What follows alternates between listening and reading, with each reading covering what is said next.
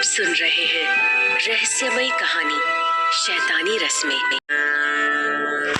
तांत्रिक के कहने पे निकी और पीयूष ने अग्नि के उल्टे फेरे लेने शुरू कर दिए, लेकिन दोनों ने अभी 4 फेरे लिए ही थे कि दरवाजे पर से आवाज आई, रुक जाइए,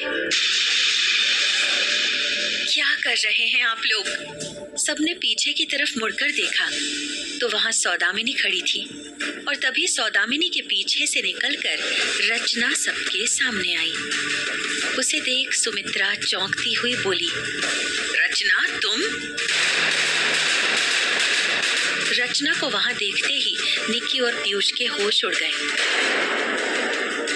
उन दोनों को लगा जैसे उन दोनों के अरमान वहां जल रही अग्नि में जलकर भस्म हो गए हैं। रचना को जिंदा देख सारे लोग हैरान हो गए। सुमित्रा दौड़कर उसके पास गई और उसे गले से लगाते हुए बोली, रचना तुम कहाँ चली गई थी? पता है हमने तुम्हें कितना ढूंढा। तुम्हें बता नहीं सकती कि तुम्हें यहाँ ना पाकर हम लोग कितने परेशान हो गए थे। रचना भी अचानक सुमित्रा के ऐसे व्यवहार से हैरान हो गई थी, क्योंकि उन्होंने आज तक उसे कभी गले नहीं लगाया था। उसे समझ नहीं आ रहा था कि वो क्या जवाब दे।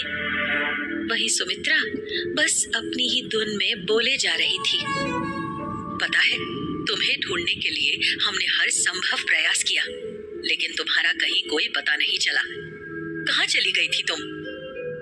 सुमित्रा की बात सुनकर रचना बोली, रानी माँ, उस दिन मालिक का भोग लगाकर जब मैं निकली तो अचानक ही मुझे चक्कर से आने लगे थे।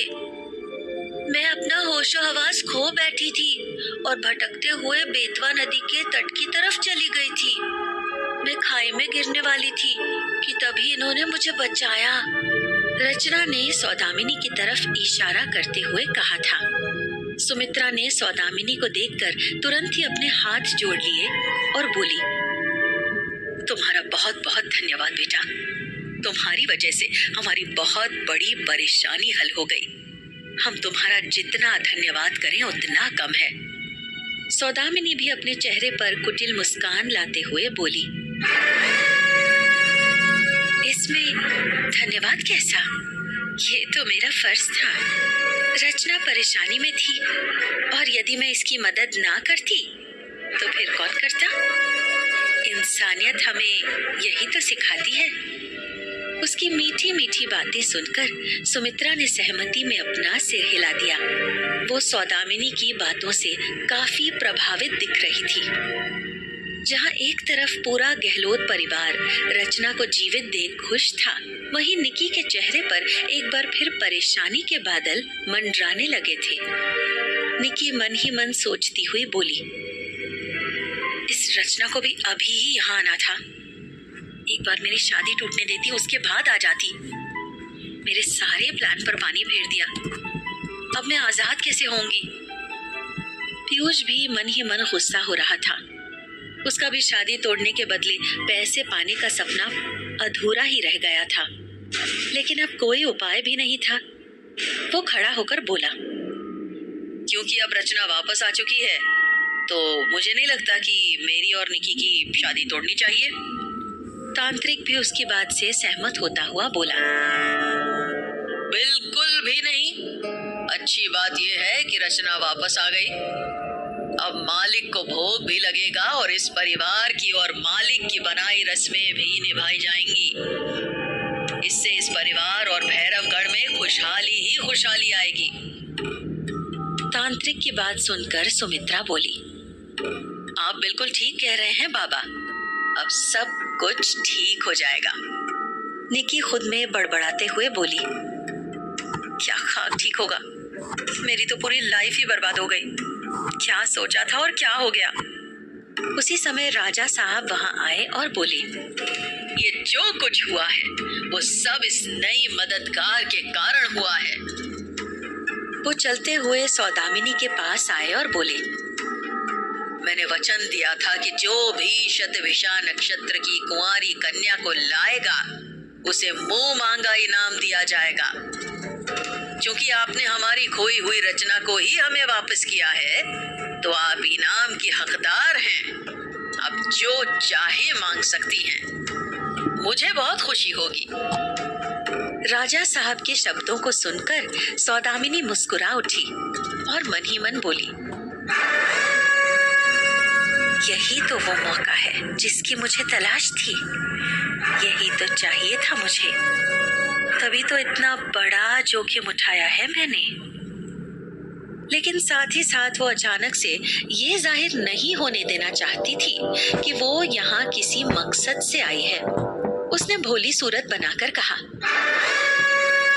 नहीं नहीं राजा साहब, मैंने तो बस इंसानियत के नाते रचना की मदद की थी। मुझे किसी चीज का लालच नहीं है। आप लोगों की रचना आपको मिल गई, मुझे और कुछ नहीं चाहिए। मैं अब चलती हूँ। ये कहकर सौदामिनी ने वहाँ सभी लोगों को हाथ जोड़कर नमस्कार किया और पलटकर दरवाजे की ओर बढ़ने लगी। उसके कदम धीरे धीरे दरवाजे की ओर बढ़ रहे थे और वो मन ही मन प्रार्थना कर रही थी, प्लीज भगवान प्लीज, बस एक बार कोई मुझे रुकने को कहे, बस एक बार, बस एक बार। सोचते हुए वो दरवाजे तक जा पहुंची, लेकिन पीछे से कोई आवाज ना सुनकर उसका चेहरा उदास होने लगा। उसे लगने लगा कि उसका चला हुआ दांव फेल हो चुका है। उसने दरवाजे से बाहर कदम रखा ही था कि एक आवाज गूंजी, बेटा रुक जाओ। सौदामिनी के पैर वहीं रुक गए। वो तो ऐसा चाहती भी थी। उसके चेहरे पर दोबारा खुशी लौट आई। वो वापस पलटी तो देखा पीछे सुमित्रा खड़ी थी। सुमित्रा मुस्कुराती हुई बोली, तुमने हमारी इतनी मदद की है और तुम्हें हमसे कुछ चाहिए भी नहीं, लेकिन मुझे लगता है कि हमें तुम्हारा स्वागत करना चाहिए। तुम्हें कुछ दिन हमारे साथ रहना चाहिए और हमारे साथ रहकर यहाँ की सुख सुविधाओं का आनंद लेना चाहिए। उसके बाद तुम वापस भी जाना चाहो तो हम तुम्हें रोकेंगे नहीं।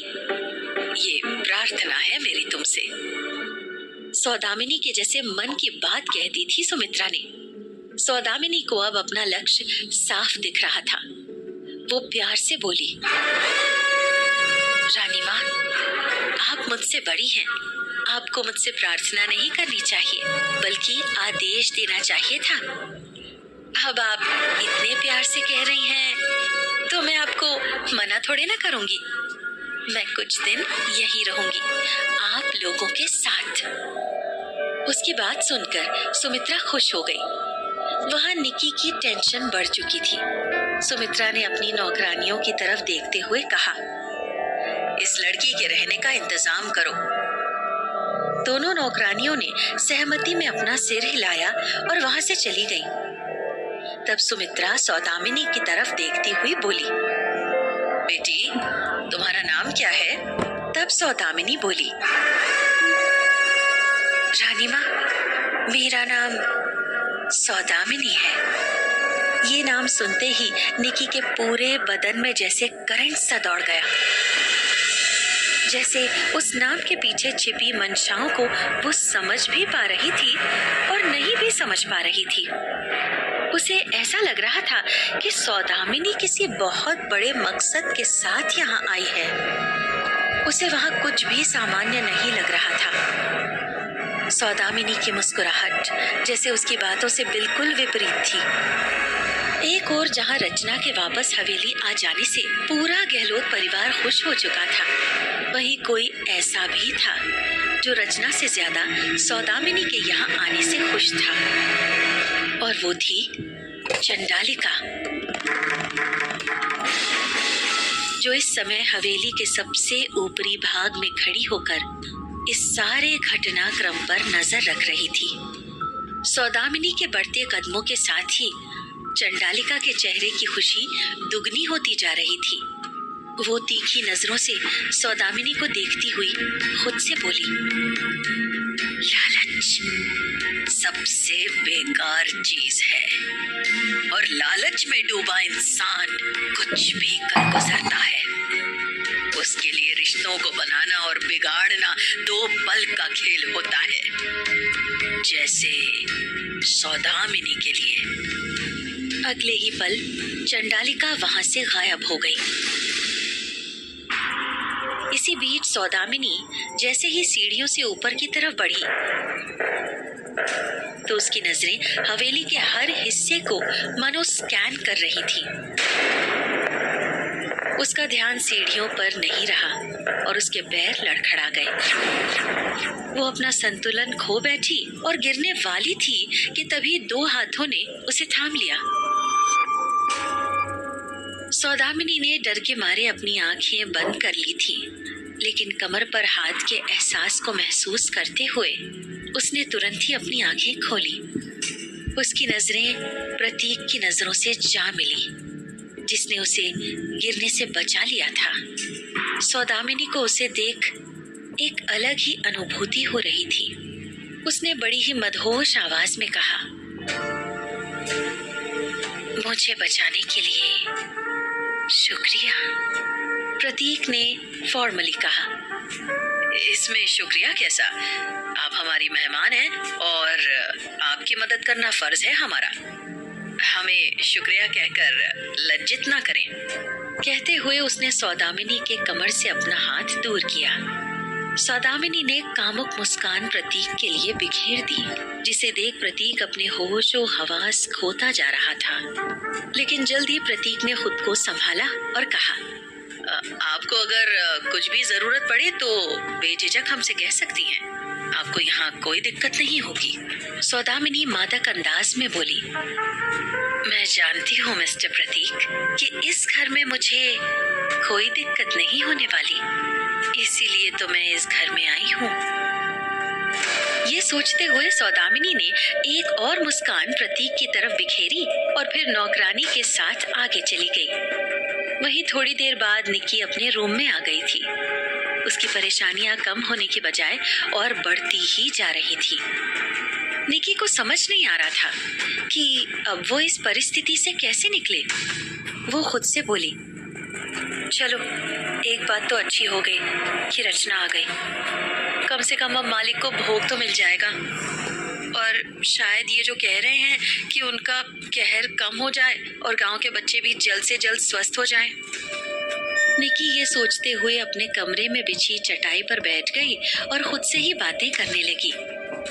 एक तो मेरा फोन भी नहीं मिला, पता नहीं कहाँ गुम हो गया, और दूसरा इनसे तो फोन मांगना ही बेकार है, पता नहीं कब कौन सा सवाल पूछ दें। अब मैं क्या करूं? लगता है मुझे अब वापस पुराने आइडिया पर ही लौटना होगा। शांति से सब कुछ झेलो। एक ओर जहां निक्की अपने फोन को लेकर परेशान थी, वहीं दूसरी ओर सौदामिनी फोन पर किसी से बात कर रही थी। हाँ, मैं यहाँ पहुँच चुकी हूँ। बस अब मालिक के रहस्य तक पहुँचना है, या समझ लो मालिक को मनाना है। और मालिक को मनाने का एक ही तरीका है, और वो है मालिक की बनाई शैतानी रस्मों को निभाना। मुझे पता है मालिक तक पहुंचने के लिए अगर कोई सबसे बड़ा कांटा है मेरे रास्ते में, तो वो है निक्की। अब उसे हटाकर मेरा इस घर में उसकी जगह लेने का समय आ चुका है। इतना कहकर सौदामिनी ने फोन डिस्कनेक्ट कर दिया। उसके चेहरे पर एक कुटिल मुस्कान तैर गई थी। आखिर सौदामिनी किस मकसद के साथ गहलोत परिवार में आई है? अब क्या करेगी निक्की? क्या निक्की सौदामिनी के इरादों को समझ पाएगी? जानने के लिए सुनिए अगला एपिसोड।